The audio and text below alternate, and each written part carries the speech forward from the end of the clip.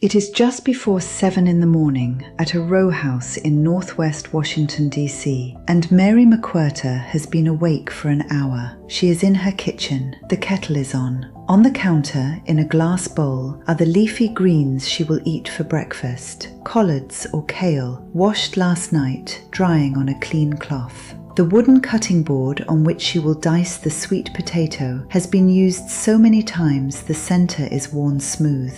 She moves slowly. She does not rush. The kitchen is older than most of the food she has ever eaten in it. Mary is in her late 80s. She has been a vegan for over 30 years. She is a retired litigation attorney from one of the older Washington law firms. She is the of a cookbook called Ageless Vegan that came out in 2018. She walks daily. She still grocery shops at Eastern Market. She still dresses with the precision of a woman who spent 40 years arguing in courtrooms. By every visible measure, she looks closer to 50 than to 90. I want to walk through her practice slowly because the practice is the part of her story that travels. The 7 foods she eats most days have been documented in her own cookbook, in interviews she has given over the past decade, and in the testimony of her family. The foods are not exotic. The foods are not expensive. The foods are not hard to find. The 7 are leafy greens, beans, sweet potato, oats, berries, nuts and seeds, and citrus. That is the architecture. Everything else rotates around it. We just looked at a heart surgeon who watched colleagues age fast under the weight of the standard American diet. Mary McQuirter watched the same thing in a different room, at her DC law firm, where partners in their 50s were dying of heart attacks at conference tables, where colleagues she had argued cases with for 20 years were retiring early to manage diagnoses they had not seen coming. She made the change in her late 50s. She has not gone back. Let me tell you about the kitchen first, because the kitchen is the thing you notice when you read the interviews with her. The kitchen is small. The pantry holds glass jars of beans, black beans, kidney beans, navy, pinto, lentils, chickpeas, labeled in her own handwriting. The freezer holds berries and a few bags of cooked grains she has prepared in advance. The refrigerator holds greens and citrus and a few prepared dressings made from lemon and tahini and herbs. There is no oil on the counter. There is no butter in the door. There is no meat anywhere. The architecture of the kitchen tells you, before she opens her mouth, what she eats. Her breakfast most mornings is a bowl of cooked oats, steel cut, simmered slowly in water with cinnamon and a small amount of fresh ginger. She tops it with berries, usually frozen, defrosted in the bowl as the oats finish, and a tablespoon of ground flaxseed. She eats it slowly. She drinks a glass of water with it. The bowl is the same bowl she has been eating from for years. The spoon is older than her grandchildren. Her lunch most days is a bowl too. The bowl contains a base of cooked beans over a bed of leafy greens, sweet potato baked the night before, cubed cold or warmed briefly, citrus segments, orange or grapefruit depending on the season, for brightness, a dressing made from tahini, lemon juice, garlic and water, a piece of whole grain bread on the side when she wants it.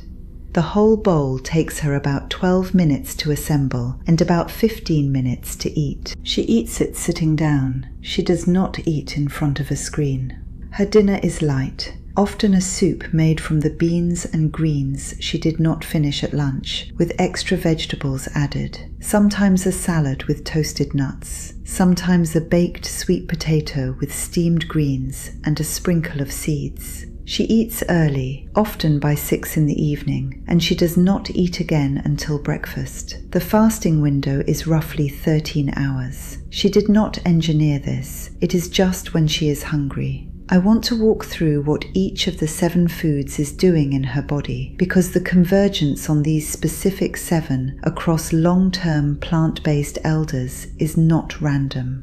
The leafy greens, collards, kale, mustard greens, the southern greens she grew up with, provide calcium, magnesium, folate, and a class of compounds called isothiocyanates that the published literature has linked to lower rates of several cancers. They also provide, in measurable amounts, the vitamin K that the body needs to direct calcium into bone rather than into arterial plaque. The mechanism is not exotic. The greens are doing several jobs at once. The beans provide protein, fiber, and a slow-release carbohydrate that the body handles cleanly. The fiber feeds the gut microbiome in a way that produces short-chain fatty acids, which the published literature has connected to lower inflammation, better immune function, and improved insulin sensitivity. Mary's daily bean intake, somewhere around a cup of cooked beans across a day, is in the range that the longevity literature consistently associates with longer life expectancy. The Loma Linda data, the Okinawan data, and the Mediterranean data all converge on legumes as one of the most consistent inputs in long-lived populations. The sweet potato provides slow-release carbohydrate, beta-carotene, and a substantial amount of potassium. Potassium is one of the more underrated minerals in the longevity literature. Most American diets are too low in potassium and too high in sodium, and the imbalance contributes to elevated blood pressure across decades. Mary's daily sweet potato corrects part of that imbalance without medication. The oats provide beta-glucan, which is a soluble fiber the published literature has linked to lower LDL cholesterol. The mechanism is straightforward. The fiber binds bile acids in the gut. The body has to make new bile from cholesterol to replace them, and the cholesterol level drops as a result. The effect is small per meal and significant across years. Mary's oat-based breakfast, eaten daily for 30 years, has been doing this work continuously. The berries provide anthocyanins, which are the pigments that give berries their dark colour and which have been linked in several published studies to better cognitive function in older adults. The MIND diet, which combines elements of the Mediterranean and DASH diets, lists berries as one of its core components precisely because of this evidence. Mary's daily handful of berries is not a luxury, it is a documented input. The nuts and seeds provide vitamin E, magnesium, healthy fats, and additional protein. The published evidence on nut consumption in older adults is consistent. Daily nut intake is associated with lower cardiovascular mortality, better cognitive aging, and better metabolic markers. Mary eats walnuts most days, with occasional almonds and pumpkin seeds. The total fat intake from nuts is moderate. She does not overdo it. The citrus provides vitamin C, flavonoids, and a small amount of organic acid that helps the body absorb the iron from the greens and beans she eats alongside it. This is one of the few practical synergies in plant-based eating that the published literature has documented clearly. Iron from plants is absorbed less efficiently than iron from meat, but the addition of vitamin C to a plant-based meal increases the absorption substantially. Mary's habit of eating citrus segments in her bean bowl is a small cultural inheritance from the South that turns out to be a piece of nutritional engineering. That is the 7. None of them are unusual. None of them require a specialty store. The grocery list could be carried home in 2 paper bags. The weekly cost in 2026 dollars is somewhere between $30 and $40 for a single person eating mostly from this list. I want to address one thing about Mary's case that makes it particularly useful as an anchor for this video. She did not start eating this way until her late 50s. She did not have 100 years of continuity the way Marge Jetton did. She did not have a community that already ate this way, the way Wareham did at Loma Linda. She made the change as a working professional in a city where the social calendar revolved around restaurant dinners and law firm receptions. She had to figure out how to maintain the practice in a context that did not support it. She has done so for over 30 years. The motivation came from her daughter. Tracye McQuirter went vegan in college in the 1980s. Mary, watching her daughter's practice, became curious. She read, she experimented. She made the change in her late 50s, and she made it for the same reason most people in her generation eventually do, because she watched colleagues drop. The partners in their 50s at her firm were dying of heart attacks. The friends from law school were developing diabetes, hypertension, the diagnoses that arrive in middle age and accumulate from there. Mary did not want to be next. She made the change as the rational response of a woman who had seen what was coming. The thing about Mary that I want to emphasize, because it is the part of her practice most translatable to someone watching this video, is that she did not aim for perfection. She aimed for default. The 7 foods are the default. When she travels, she eats around them as best she can. When she goes to a friend's house, she eats what is served and adjusts the rest of her week. When she has a holiday meal with her family, she has the foods that are part of the celebration. The default holds for 90% of her meals across the year. The other 10% flexes. This is not a contradiction of the framework. It is a realistic implementation of it. Her own quote on this from one of her interviews is one I keep coming back to. She said, "I just feel good. I have no aches and pains. I do what I want." 3 sentences, no promises about reversal, no claims about cures, just a description of the body she lives in at her age. That kind of low-key reporting, in my experience reading these case files, is the most reliable indicator that the practice is doing what it claims to do. The people who say they feel good in plain language are usually the people who actually feel good.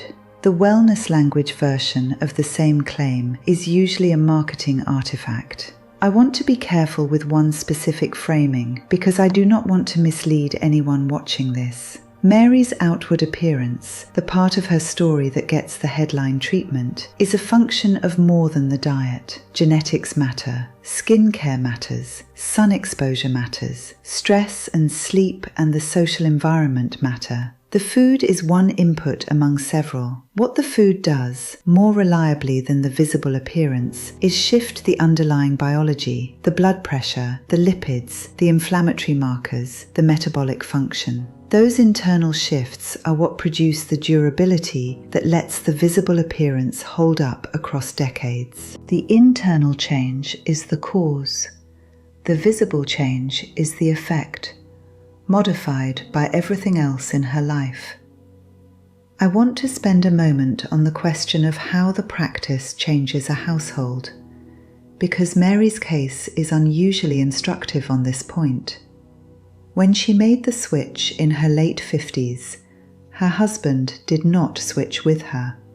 He continued to eat the diet he had eaten his whole life. They shared a kitchen. They shared a table. They shared a shopping budget. The compromise they worked out, by her account, was that she cooked her own food the way she wanted it. He ate alongside her, and the household menu shifted gradually over years as he watched her body change and his colleagues' bodies stay the same. He did not become a vegan. He did, over time, eat more plants. The household adjusted in the direction of the practice, slowly, without confrontation. This is the most common pattern I have seen in the long-term plant-based literature. The household does not flip, it tilts. The tilt happens in months and years, not in weeks. The person who started the change does not have to argue. The change argues for itself by being visible on her body, in her energy, in her steadiness. There is something I want to say about the cultural specificity of Mary's plate, because it is the part of her story that distinguishes her from the white Adventist tradition we have been mostly looking at in this video series. Mary is a black woman from a southern family. The greens on her plate are southern greens, collards, mustards, turnips. The bean tradition she draws from is the African American southern bean tradition, which has been part of the cuisine for generations. The whole food plant-based pattern is sometimes presented as a recent invention of California wellness culture, but its roots in Black Southern cooking are older and arguably more central. Tracye McQuirter, Mary's daughter, has written extensively about this, about how the African American culinary tradition contains within it a deeply plant-based version that predates the soul food era and that has been preserved by communities like Mary's. The framework is not new. It is a return to something older that happened to be preserved in particular kitchens. I want to address one objection that comes up specifically about long-term plant-based eating in older Black women, because the cultural and historical specifics matter. There is a well-documented disparity in cardiovascular outcomes for older Black Americans, with rates of hypertension, stroke, and heart disease running higher than the general population. The published evidence is consistent that plant-based eating reduces these risks at least as much for Black Americans as for any other group, and possibly more because the baseline risk is higher. Mary's blood pressure, by the available reports, runs in the normal range without medication. Her lipid profile, by the available reports, is closer to the profile of a healthy 50-year-old than to the profile of an 88-year-old. The disparity is not eliminated by diet alone. There are real social and structural drivers behind it, but the disparity is meaningfully reduced when the diet shifts. Mary is one example of that reduction. I want to address the protein question briefly because someone always asks it. Mary, on her 7-food default, eats between 55 and 70 grams of protein a day. That is well within the range that maintains muscle mass in older adults. Her grip strength, by the visible evidence of someone still grocery shopping at Eastern Market and lifting her own bags home, is intact. The protein anxiety is a marketing artifact. The data does not support it. There is a B12 supplementation she takes. Vitamin B12 is the one nutrient that requires a supplement on a fully plant-based diet because modern food handling has stripped it from the plant supply. Mary takes a small sublingual tablet a few times a week. So does every long-term plant-based elder I have profiled in the last month. The supplement is not a contradiction of the framework. It is an honest adaptation to the modern food chain. I want to walk through what is portable from her practice for a person watching this video, because that is the only useful version. The full Mary McQuirter framework, 30 years of consistency, a daughter who became a vegan author, a professional retirement that allowed time for cooking, is not available to everyone starting now. The portable version is smaller and still substantial. The first portable piece is the 7-food default. You do not have to eat exactly her 7. You have to pick a small set of foods you can eat most days, and you have to make those the default. The default is what removes the daily decision. The daily decision is what kills most diet changes. Mary does not decide what to eat each morning.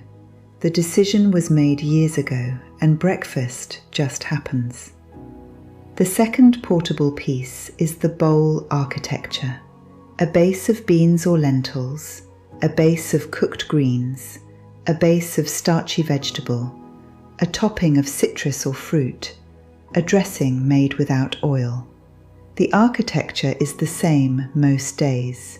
The contents rotate. The architecture is what produces the consistency. The contents are what produce the variety. The combination is what makes the practice sustainable across decades rather than weeks. The third portable piece is the early dinner. Mary eats dinner by 6. She does not eat again until breakfast. The 13-hour fasting window is something the published literature is increasingly supportive of for older adults. It is not extreme.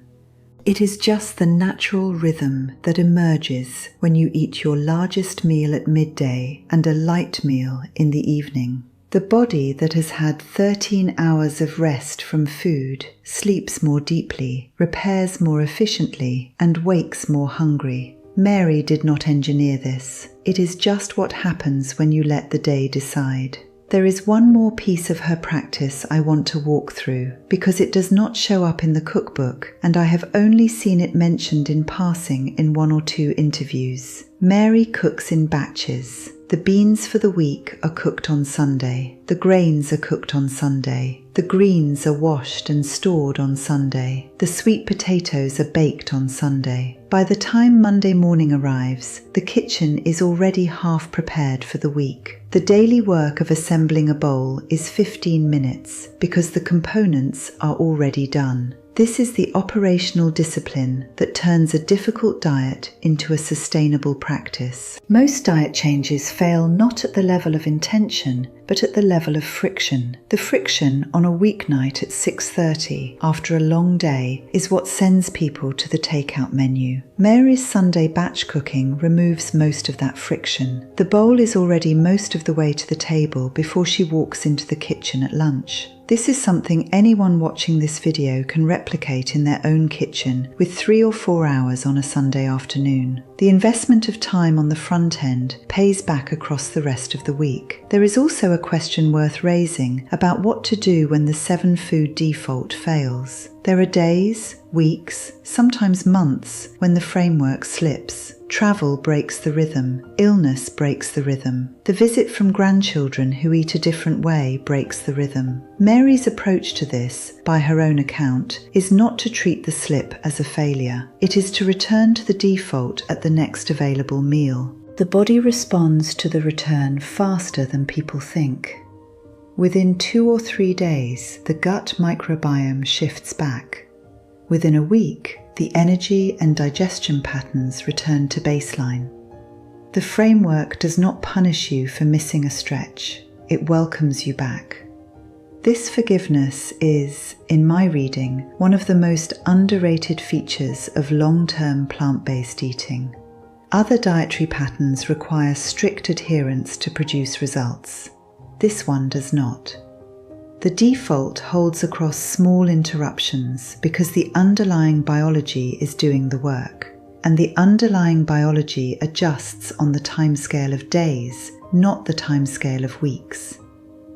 I want to close with the part of her story that I keep coming back to in my own reading, because it is the line that tells me her framework is working at the level it is supposed to.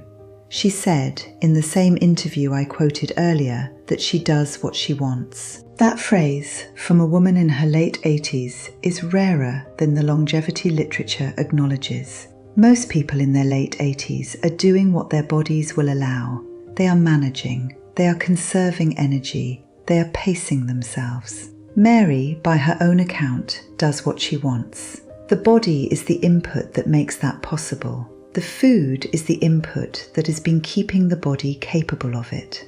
I came into her story expecting to write about a diet. I came out of it thinking about a household routine that has held its shape for 30 years inside a busy American life, in a city full of restaurants and receptions, with a daughter who carried the practice forward, and a husband who eventually, by all accounts, made his own version of the change.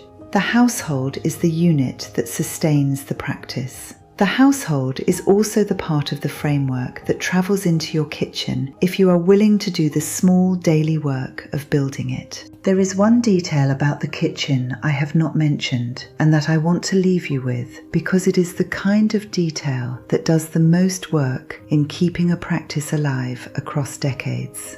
On the windowsill above her sink, in a small clay pot, Mary keeps fresh herbs, most often parsley, sometimes basil, sometimes mint. She picks them by hand into her bowl when she is assembling lunch. The herbs are not for nutrition, although they contribute small amounts of vitamin K and iron. The herbs are for the senses. They are the small daily moment of brightness, smell, and colour that makes the bowl feel like food rather than like a protocol. The framework, sustained for 30 years, has to feel like food. If it feels like a protocol, it will not survive a difficult month. Mary's herbs are the small ritual that keeps the practice on the side of the kitchen rather than the side of the medicine cabinet. Anyone watching this video can do the same thing tomorrow. A windowsill, a small pot, a handful of seeds.